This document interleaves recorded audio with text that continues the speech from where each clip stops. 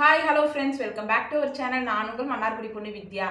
இன்னைக்கு என்ன வீடியோ பற்றி பார்க்க போகிறோம் அப்படின்னா 21 days வெயிட் லாஸ் சேலஞ்ச் தான். நான் சொல்கிற ஒரு 5 ஹேபிட்டை மட்டும் நீங்கள் வந்து ஃபாலோ பண்ணீங்க அப்படின்னா 21 நாளில் 3 கிலோ வரைக்கும் கண்டிப்பாக குறைக்கலாம். நான் அடித்து சொல்கிறேன்.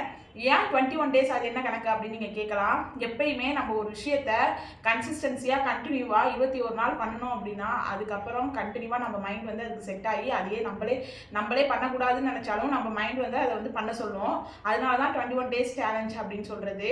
நான் சொல்கிற ஒரு 5 விஷயத்தை மட்டும் ஃபாலோ பண்ணுங்கள். கண்டிப்பாக மாதம் 5 கிலோ குறைக்கலாம். 21 நாளில் 3 கிலோ வரைக்கும் குறைக்கலாம்.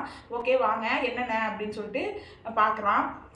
நிறைய பேர் நினைக்கிறீங்க, நிறைய பேர் சொல்கிறாங்க வெயிட் குறைக்கிறதுங்கிறது ரொம்ப கஷ்டமான ஒரு விஷயம் அப்படின்னு சொல்கிறீங்க.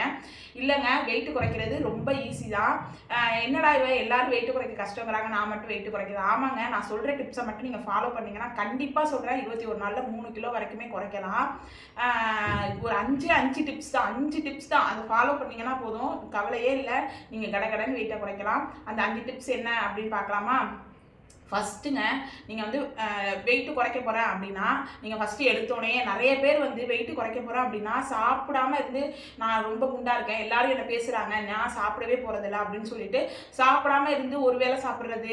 ஒரு வேளை சாப்பிட்டாலும் வந்து இப்போ நைட்டு காலையில் சாப்பிட்றாங்கன்னா 2 தோசை, இல்லைன்னா 2 இட்லி, மத்தியானம் கொஞ்சோண்டு சோறு, சாருக்கு ஏதாவது ஒரு குழம்பு கொஞ்சோண்டு தொட்டுக்க, அப்புறம் நைட்டு வந்து ஏதாவது ஒரு இட்லி சப்பாத்தி மாதிரி ஏதாவது சாப்பிட்றாங்கன்னா அதில் 2 இப்படி சாப்பிட்டா வெயிட் கண்டிப்பாக குறையுங்க. ஒரு 5 கிலோ வரைக்கும் குறையும்.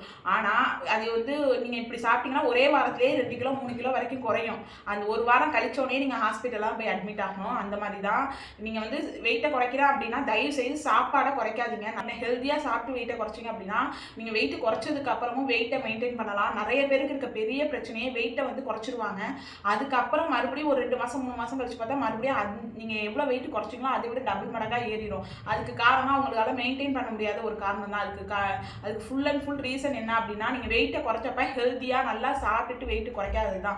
நீங்கள் வந்து நம்ம உடம்பு வந்து எதுக்கு அடாப்ட் ஆகிருக்குன்னா கொஞ்சமாக சாப்பிட்டதுனால நம்ம உடம்பு வந்து வெயிட் குறைஞ்சிருக்கும். மறுபடியும் நீங்கள் நார்மலாக எப்பயும் போல் சாப்பிட ஆரம்பிச்சிட்டிங்க அப்படின்னா மறுபடியும் ஏறின வெயிட்டோட இறங்கின வெயிட்டோட இன்னும் அதிகமாக ஏறிடும். அதுதான் ரீசன். அதனால் ஹெல்த்தியாக வெயிட்டை குறைங்க. சரி, ஓகே, நம்ம வந்து ஃபஸ்ட்டு வந்து என்ன அவாய்ட் பண்ணணும் அப்படின்னா ஃபஸ்ட்டு நீங்கள் வெயிட்டை குறைக்க போகிறேன் அப்படின்னா என்ன கம்மி பண்ணணும்னா சுகர் சுத்தமாக எடுத்துக்க கூடாதுங்க. சில பேர் வந்து ஒருவேளை காஃபி குடிக்கலாம் சுத்தமாக இருக்கவே முடியாது அப்படின்னு சொல்லுவாங்க. அந்த மாதிரி உள்ளவங்க ஃபஸ்ட்டு வந்து காஃபியோட அளவை குறைங்க.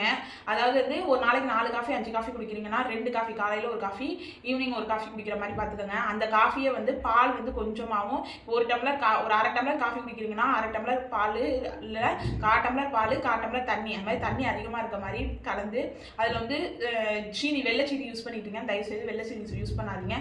கருப்பட்டி இருந்ததுன்னா கருப்பட்டி யூஸ் பண்ணுங்கள்.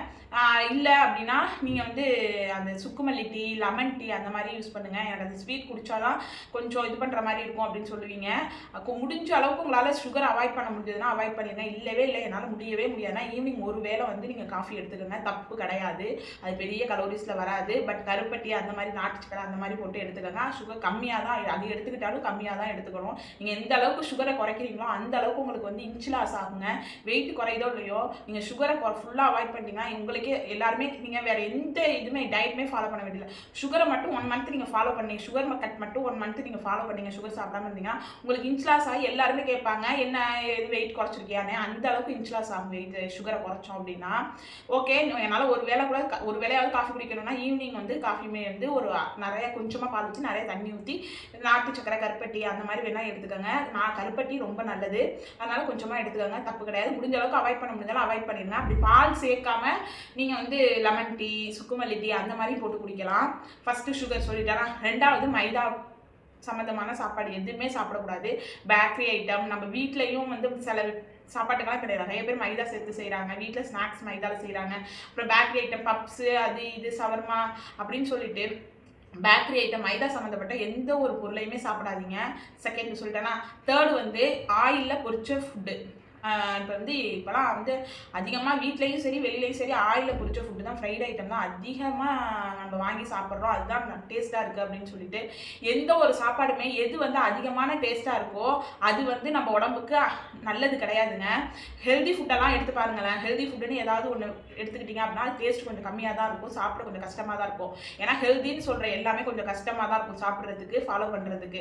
பட் ஒன் டைம் ஃபாலோ பண்ணிட்டீங்க அப்படின்னா அது வந்து உங்களுக்கே அது பிடிச்சி போயிடும். அதனால் ஃப்ரைட் ஐட்டம் சுத்தமாக சாப்பிடக்கூடாது. ஃப்ரெஞ்சு ஃப்ரைஸு, பொட்டேட்டோ சிப்ஸு, அதுக்கப்புறம் வந்து வீட்டில் வந்து ஃப்ரை பண்ணி சிக்கன் 65 சாப்பிட்றீங்க, மீன் சாப்பிட்றீங்க அப்படின்னா கொஞ்சமாக ஆயில் ஊற்றி தோசைக்கல்லில் போட்டு சாப்பிடுங்க. அப்படி இல்லையா பெஸ்ட்டு வந்து என்னென்னா குழம்பு மீன், சிக்கன் வந்து குழம்புல போட்டது அது மாதிரி செஞ்சு சாப்பிடுங்க.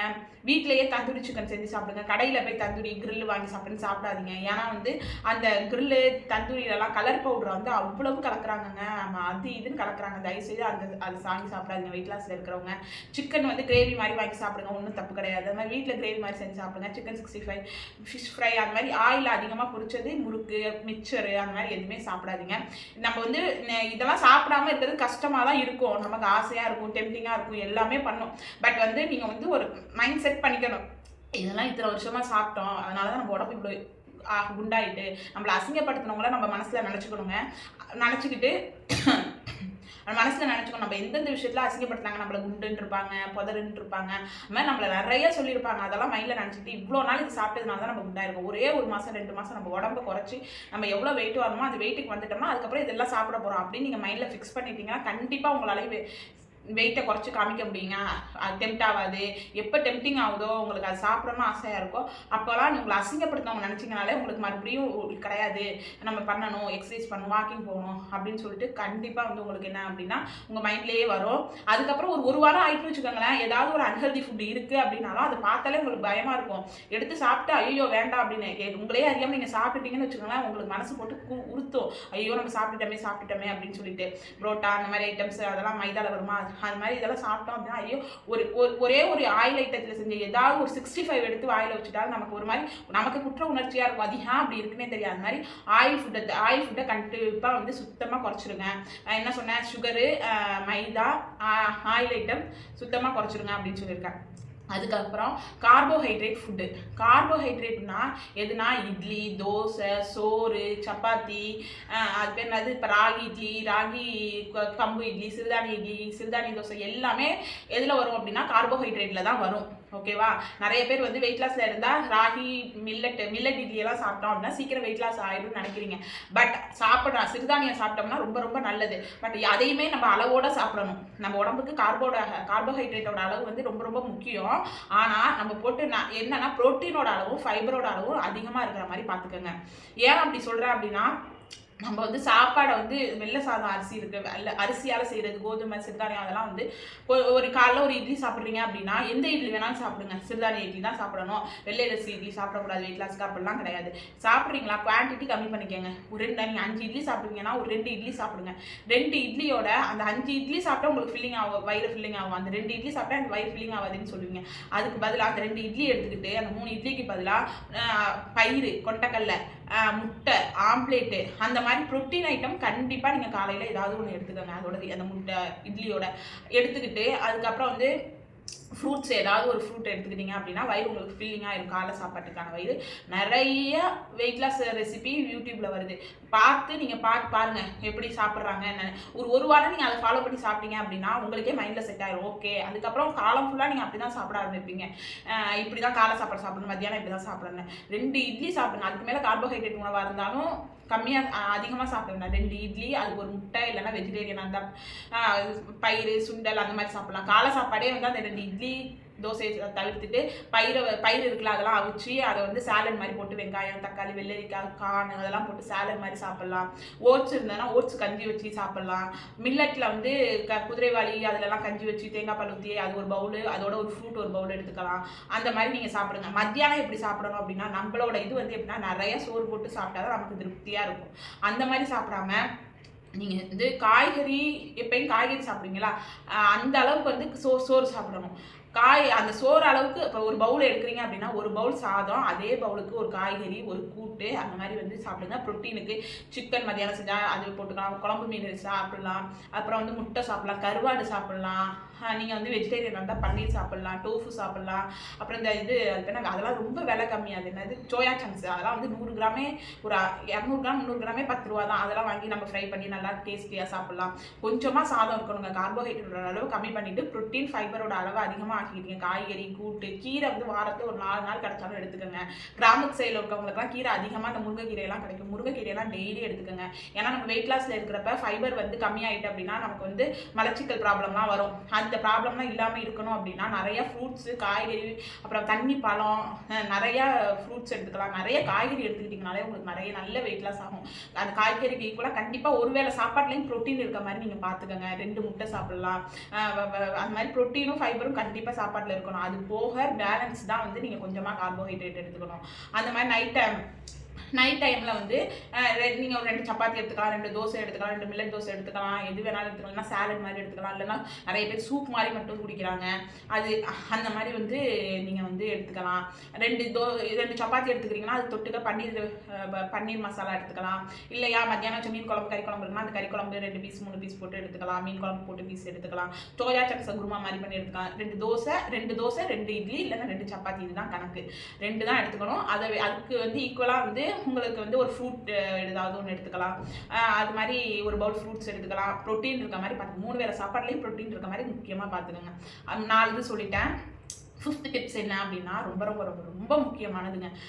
சாயந்தரம் 7 மணிக்குள்ளே நீங்கள் சாப்பிட்டீங்க, 6 மணிக்குள்ளே சாப்பிட்டீங்க அப்படின்னா ரொம்ப நல்லது. ஆனால் என்னால் சாப்பிட முடியாது, 7 7:30 ஆகிடும்னா 7:30குள்ளே சாப்பிட்றதுக்கு பாருங்க. நம்ம வந்து கரெக்டாக 14 மணி நேரத்துலேருந்து 16 மணி நேரம் இன்டர்மீடியட் ஃபாஸ்டிங் இருந்தோம் அப்படின்னா நமக்கு வெயிட், நம்ம எதுவுமே டயட் எடுக்கலனாலும் அந்த இன்டர்மீடியட் ஃபாஸ்டிங் இருந்தோம்னாலே வெயிட் வந்து கடகடன்னு குறையும் அப்படின்னு சொல்கிறாங்க.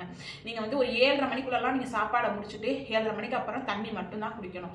நைட்டு 7:30லேருந்து மறுநாள் காலையில் 10 மணி வரைக்கும் நீங்கள் சாப்பாடு எதுவுமே சாப்பிடக்கூடாது. டீ குடிக்கக்கூடாது, எதுவும் சாப்பிடக்கூடாது, எதுவுமே பண்ணக்கூடாது. ஃபஸ்ட்டு கஷ்டமாக தாங்க இருக்கும். ஏன்னா நீங்கள் 7:30 மணிக்கு சாப்பிட்டீங்க அப்படின்னா உங்களுக்கு 9 10 மணிக்கெல்லாம் வந்து உங்களுக்கு வந்து நீங்கள் தூங்க போயிடணும். 9 மணிக்கெல்லாம் நீங்கள் தூங்க போயிடணும். நம்ம எப்படியா இருந்தாலும் 10 10:30 ஆயிடும். ஃபஸ்ட்டு கஷ்டமாக தான் இருக்கும், ரொம்ப கஷ்டமாக இருக்கும். தலைவலிக்கும், சுகர் அவாய்ட் பண்ணுறதுனால ரொம்ப ஒன்றுமே பைத்தியம் பிடிக்கிற மாதிரி இருக்கும். எல்லாத்தையும் கோவப்படுவோம், எல்லாமே பண்ணும் தான். ஃபஸ்ட்டு ஒரு வாரம் ரொம்ப கஷ்டமாக தான் இருக்கும். பட் நீங்கள் வந்து நல்லா இல்லை இப்படி தான் இருக்குன்னு கொஞ்சம் பொறுத்துக்கிட்டீங்க அப்படின்னா நீங்கள் வந்து ஒரு வாரத்துக்கு அப்புறம் ஆட்டோமேட்டிக்காக உங்கள் மைண்ட் செட் வந்து இதுதான் பண்ணணும், இதுதான் செய்யணும், உங்கள் மைண்ட் அதுக்கு வந்து அடிக்ட் ஆயிடும். அதே மாதிரி இது மாதிரி 21 நாள் நீங்கள் இருந்தீங்க அப்படின்னா கண்டிப்பாக உங்களுக்கு 3 கிலோலேருந்து 5 கிலோ கண்டிப்பாக குறையுங்க. உங்கள் உடம்பு வந்து நீங்கள் எப்படி சொல்கிறது, ரொம்ப ஃப்ரீயாக இருக்கும். இது நம்ம உடம்பு தானே, செத்த நேரம் கூட நம்மளால் உட்காராமல் நம்ம ஏதாவது ஒன்று செஞ்சுக்கிட்டே இருப்போம். அந்தளவுக்கு சுறுசுறுப்பாக இருப்போம். நம்மளா இது அப்படிங்கிற மாதிரி இருக்கும்.